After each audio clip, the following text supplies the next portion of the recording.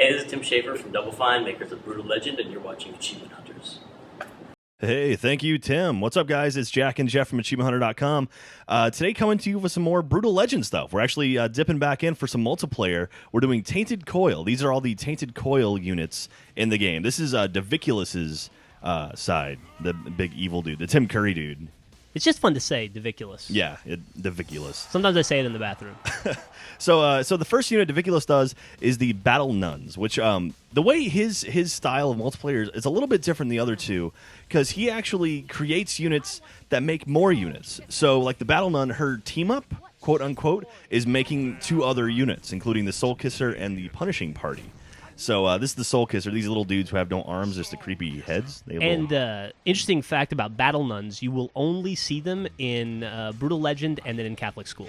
They're very rare. Exactly. So what was that? The Soul Kisser, you can pick them up with Y and actually throw them like a dart. And then the Punishing Party, this is where it's like the bow and arrow chicks with that weird dude with all the arrows in his back. Remember those? You've seen these in the game, I'm sure. Yeah, did you just see that boil top? That was gross. Yeah. Oh, that's how everything spawns in this. So when you create something, they spawn like that. It's pretty awesome. So the double up attack on this, you actually ride on the dude's back, pull arrows out of his back, and throw them. It's pretty cool. It's actually pretty damaging, I suppose. Well, that makes sense. Yeah. And so after the Battle Nuns, you have the War Father, of course, right? Yes, that makes sense. So the Warfather, he creates a couple more units for you. He creates 3 units for you, actually.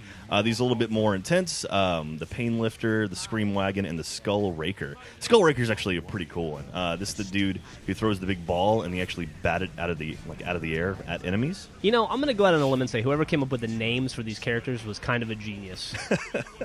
So he throws it up in the air, and you bat it, and you swing it at enemies. This thing does a lot of damage when you're attacking people. Would you say that Diviculus is your favorite?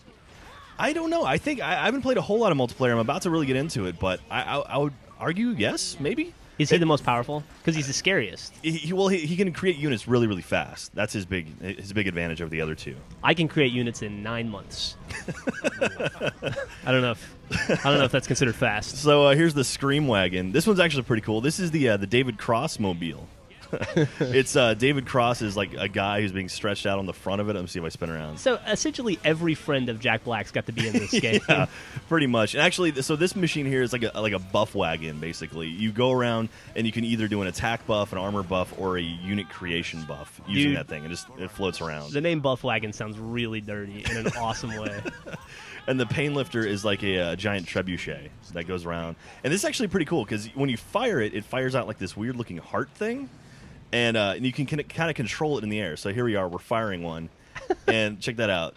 That's pretty gross. Did you pronounce that as trebuchet? Yeah, it's trebuchet.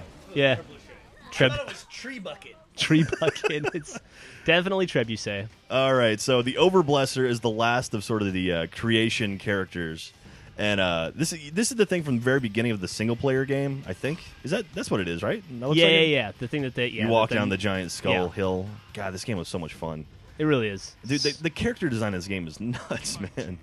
So anyway, you jump on his back, and then he can make 2 more units. The Heart Cutter, which is, God, look at the size of that thing. Giant boil. This game's all about love. Dude. Heart Cutter. The Cutter. designers of this game are pretty twisted. So this is actually pretty sweet. So you drive this thing around, and a special attack, it creates like spikes that come out of the ground and impale people. Look at that. That's pretty cool. That's pretty badass. And then last but not least, we have the Hate Cage, which I think is a wrestling term. Is that really a wrestling term? I don't know, maybe.